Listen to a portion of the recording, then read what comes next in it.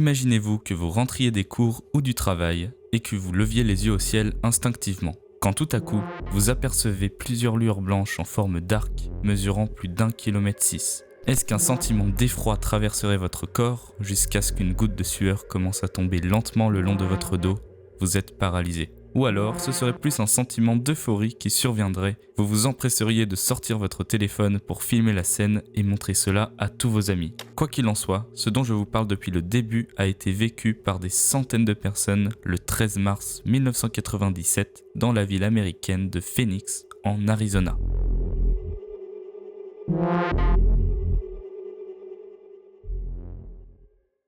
Juste avant que la vidéo ne débute, n'hésitez pas à vous abonner, c'est peut-être rien pour vous, mais pour moi ça m'apporte beaucoup. N'hésitez pas également à lâcher votre like maintenant ou en cours de vidéo si vous voulez me voir monter dans le YouTube Game. Bref, trêve de blabla, on est parti. Si les ovnis est un terme très controversé de manière générale, ce cas est très intéressant. Pourquoi? Eh bien parce que les vidéos filmées de ce phénomène ont été prouvées comme authentiques. Alors attention, le fait que les images aient été prouvées comme authentiques ne signifie pas forcément qu'il s'agit d'extraterrestres, mais simplement qu'il n'y a pas eu de retouche photo ou de montage vidéo. C'est donc à partir de 19h30 que les habitants de la ville de Phoenix commencent à voir cet étrange phénomène apparaître dans le ciel. Ah, ça va leur en faire du taf pour les Men in Black. Et directement, ce sont des centaines et des centaines d'appels qui vont être émis vers les postes de police et le 911. Et dites-vous qu'il y avait tellement d'appels ce jour-là que les lignes étaient saturées. Et les témoignages qui revenaient le plus souvent étaient l'apparition de 5 à 7 orbes flottantes et un engin en forme de V de la taille de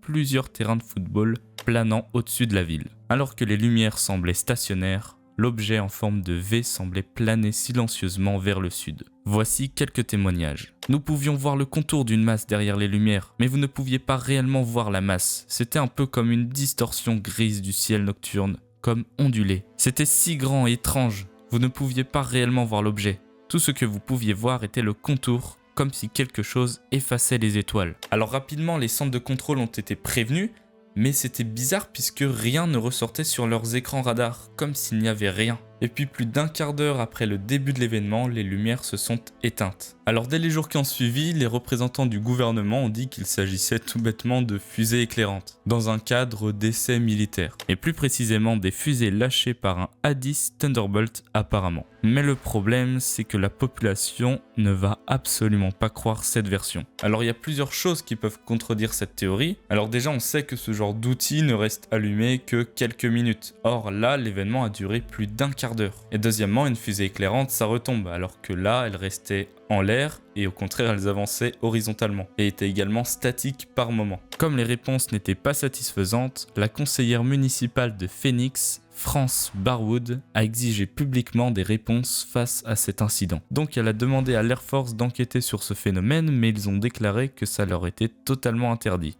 Comme c'est bizarre! Le gouverneur de l'époque, Symington, a d'ailleurs affirmé n'avoir jamais entendu parler de cet incident, mais la pression a tellement monté qu'il a programmé une conférence de presse le 19 juin 1997 pour en parler. On n'accuse personne, je ne dis pas que il est coupable, je dis simplement c'est curieux. Voilà. Et dans cette conférence, il va un peu troller tout le monde puisqu'il va affirmer que le gouvernement a capturé un extraterrestre. Et quelques minutes plus tard, on voit un membre du gouvernement habillé en alien débarquer sur le plateau. And now I'll ask Officer Stein and his colleagues to escort the accused into the room so that we may all look upon the guilty party. Don't get him too close to me, please.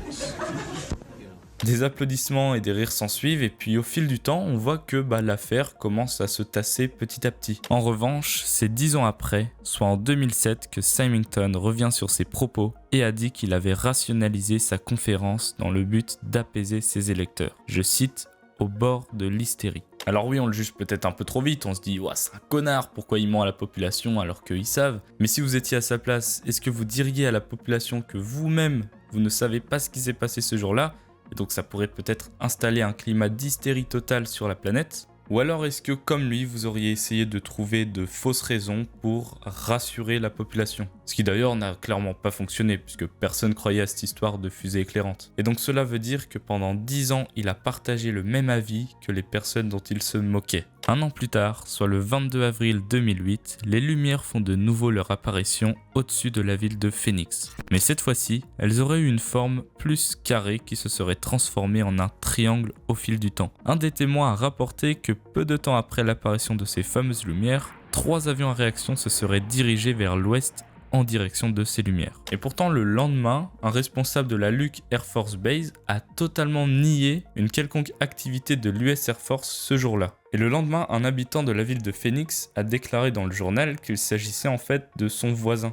Donc plus précisément, il s'agirait en fait de son voisin qui aurait balancé des fusées éclairantes, mais accrochées à des ballons d'hélium, évidemment pour qu'elles ne retombent pas au sol. Du moins pas tout de suite. Et le surlendemain, un habitant a fini par déclarer qu'il était le responsable de ce phénomène. En tout cas du phénomène qui a eu lieu en 2008, pas le tout premier. Alors, le phénomène des lumières de Phoenix était-il un vulgaire canular? Plusieurs hypothèses s'offrent à nous. Alors effectivement, peut-être que les lumières de Phoenix étaient un canular depuis le début, mais selon moi, ce sont toutes les autres apparitions qui ont eu lieu après la première qui sont des reproductions. Voilà, peut-être que ça amuse certaines personnes de voir toute la population dans la compréhension sauf eux. Voilà, donc selon moi, la première apparition est réelle. Enfin, du moins, ce n'est pas un canular. La deuxième hypothèse, c'est celle qui nous fait le plus rêver, l'hypothèse extraterrestre. Alors effectivement, peut-être que ce jour-là du 13 mars 1997, nous avons été visités par des extraterrestres. Mais bon, on n'a aucune preuve de ça, donc on va rapidement passer à la troisième théorie,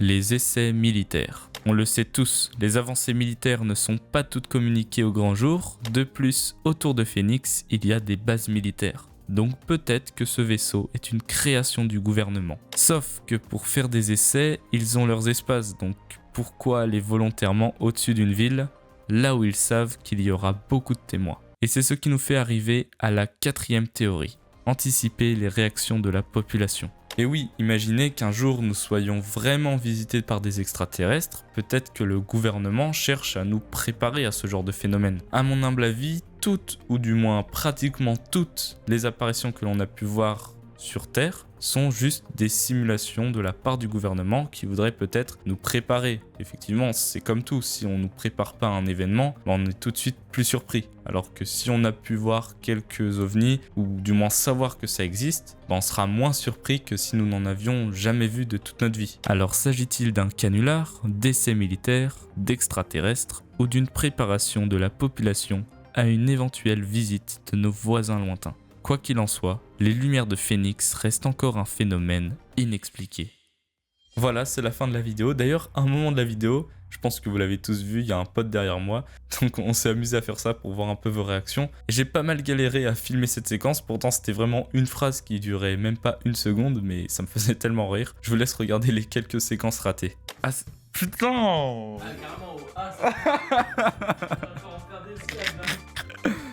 Ah, ça va leur en faire du... Putain! Attends, je l'ai.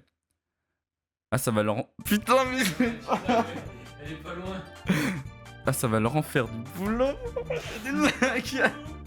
Ah, ils vont en avoir du boulot. Putain, mais...